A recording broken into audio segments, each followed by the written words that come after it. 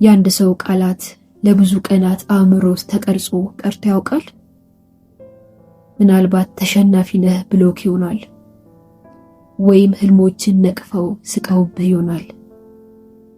ነገሩ እውነት እንዳልሆነ እያወቅህ እንኳን በሆነ ምክንያት አእምሮክ ይረበሻል። ከሰዓታት በኋላ ቢሆን ያንን ቃል ደጋግመህ ታስበዋለህ። ነገር ግን ልታውቀው የሚገባ ትልቅ እውነት አለ። ያ ሰው ቃላቱን የተናገረው አንድ ጊዜ ብቻ ነው። አንተ አእምሮ ውስጥ ደጋግመህ ስታስበው ግን ከነሱ በላይ ራስን እየሰደብክ ያለው አንተ ነህ። ቃሉ ኃይልን የሚያገኘው አንተ በውስጥህ ደጋግመህ በማሰብህ ትኩረት ከሰጠኸው ነው። ግን ለመሆኑ ሰዎች ለምን ይሳደባሉ? በራሳቸው የማይተማመኑ ሰዎች የራሳቸውን የበታችነት ስሜት ድክመት ለማሸነፍ ሲሉ ያንን የራሳቸውን ማንነት አንተ ላይ ይለጥፉታል። ራሳቸው ደካማ ስለሆኑ አንተን ደካማ አድርገው በማየት የራሳቸውን ህመም ሊያስታግሱ ይሞክራሉ። ስለዚህ ስድባቸው አንተ ሳይሆን ስለ ራሳቸው ማንነት ነው የሚናገረው። አንድ ሰው የቆሻሻ ቦርሳ አቅፎ ይሄ አንተ ነው ብለህ እንደማትቀበለው ሁሉ የሌሎችን የበታችነት ስሜት አትቀበል።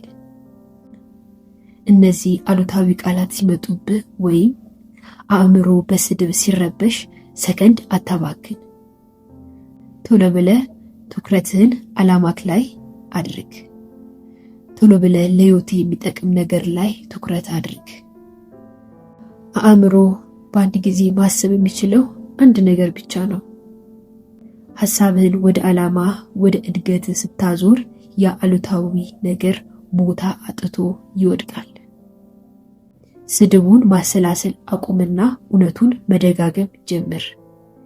እያደግኩ ነው፣ እየተማርኩ ነው። እኔን የሚወስነኝ ዓላማዬ እንጂ የሰው የበታችነት ስሜት አይደለም። ሰዎች እስከ ጆሮ ድረስ ሊናገሩ ይችላሉ። ወደ ልብ የሚገባውን አእምሮ ውስጥ እንዲኖር የምትፈቅደውን የምትወስነው ግን አንተ ብቻ ነህ። የሌሎችን ድክመት አትሸከም።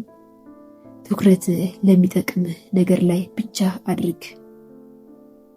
ሰላምህን ጠብቅ። ዓላማክ ላይ አትኩር።